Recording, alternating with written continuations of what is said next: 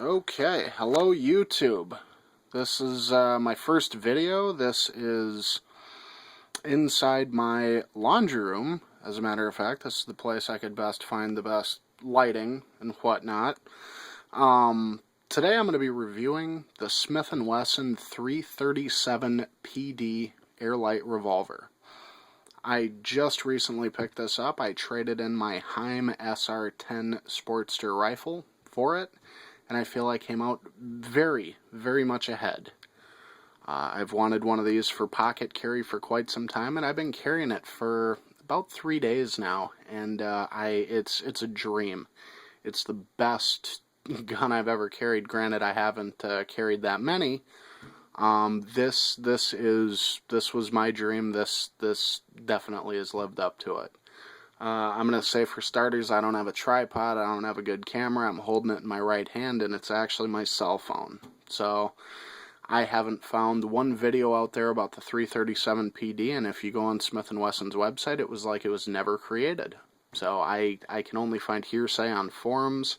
As to specific specifications, I can't really give those. I've heard this and that about different weights, different lengths, stuff like that. I can't really speak to that. I just want to show you, if you're intending on purchasing one of these guns, I want to let you see it and see what it's all about. So here's the presentation case it comes in. It's actually a really nice box. It's kind of like a leather pleather type material, and it's the titanium designation. There is a key spot for a key if you have little kids or something like that. I'd never use that, but it's nice to have on the box. We're opening it up, and voila, a whole bunch of nothing. Let's put that right there. You got the titanium, and whoever had this kept it. I don't know where they kept it. I can tell it's been fired, but it does not look like it's been fired. So here's the literature it comes with. I haven't really looked at any of this stuff. It comes with the factory-proofed fired case. More literature. There's the case. And it's production date of 01, looks like. And yeah, so there's that, and there's the gun. It's gorgeous. To me, it's here's you got your lock, and here's the tool to take off the grip if you need to. And then there's keys for the lock, and then a key for the presentation case it came in. Those are there, and here is the revolver. There we go. That is light. That is light. I've heard 10.67 ounces. I've heard 10.7. I've heard 10.8 ounces. I don't have a scale to check it out, but I'm sure eventually I'll get around to weighing it. It is light. It is considerably less than most revolvers this size. We got, you can safety check it right here, just doing that, bring that out. It is empty, there's nothing inside, nothing but daylight. So, it's a scandium frame, and it's not all, I love marketing, it's not all scandium. This gun would be like $15,000. No, it'd be way more than that. It'd be like $100 grand. Gold is at, today, I think it's $16.20 an ounce.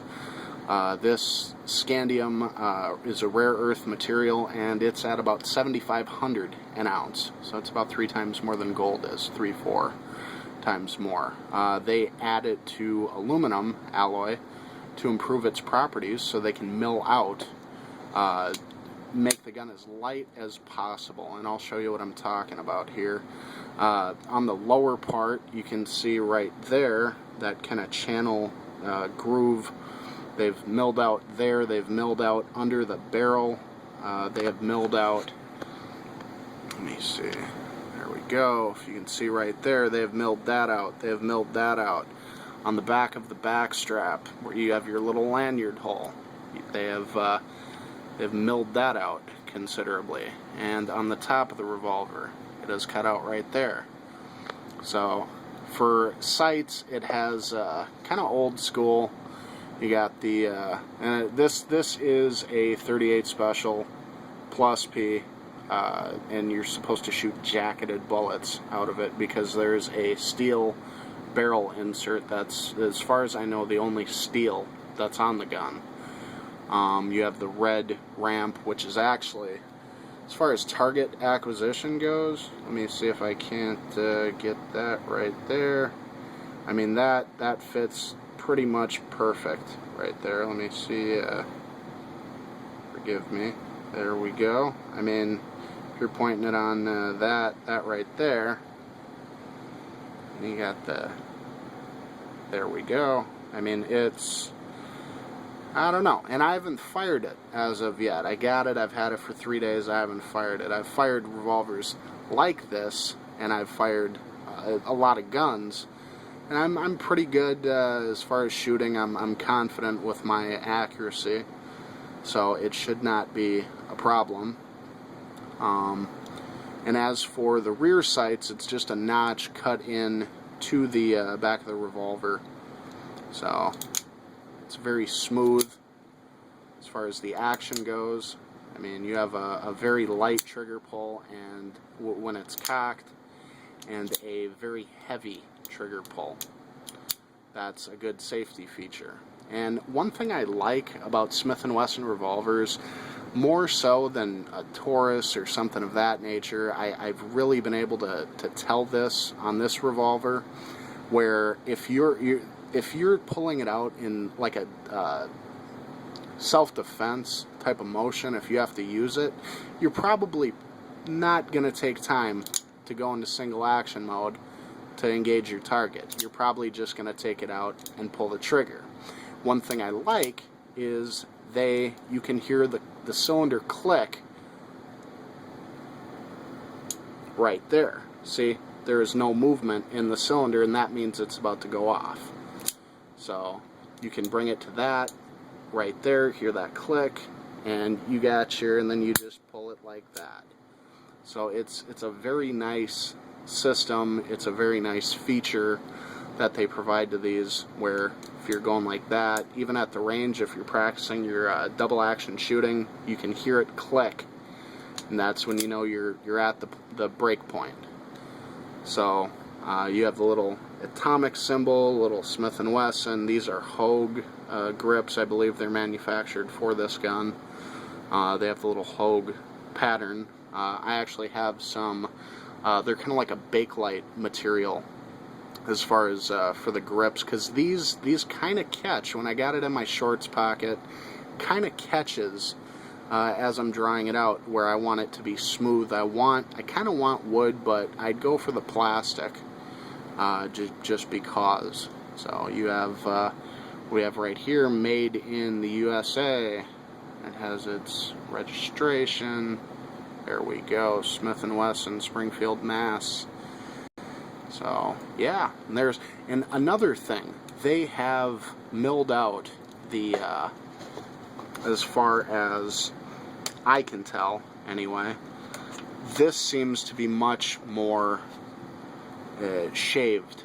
The cylinder on it seems to be, I mean, they have taken out a lot of metal right here to make it as light as possible. So here's the front of the gun, and there's the other side.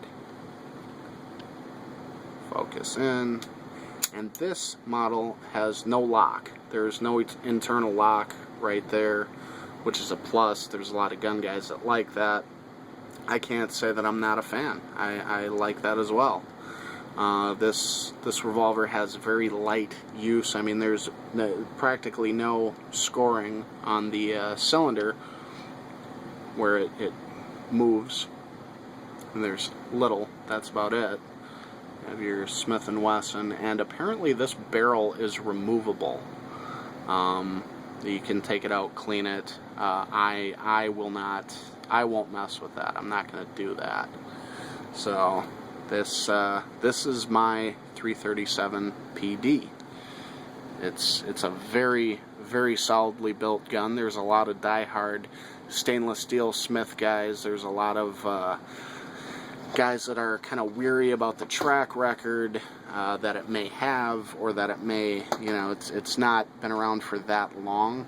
So I mean 10 years, but there's a lot of, it's just now getting to be a streamlined standard, the whole scandium titanium combination, which I gotta say I really like. I measured, I weighed, I do have a I think it's up to a 3-ounce scale, and I measured the rounds. I got Spear Gold Dot 135 grain plus P ammo that I'm going to be carrying in it, and I weighed those, and it weighs about 2.5 ounces. So fully loaded, this is coming in right at about 13 ounces, which is great. So that's my carry piece. It's definitely it's a breath of fresh air compared to my full-size USP 45 that I've been lugging around, get stabbed with by the side, by the hammer, and it's just not it's not a good carry piece. So I like this very much. You can see there's the revolver, and I have gone on and on and on, and I think I've said about all I have to say. If you got one, if you have any criticisms, if you have any experience with this gun, if you have anything you want to comment, please let me know in the comments, and peace out.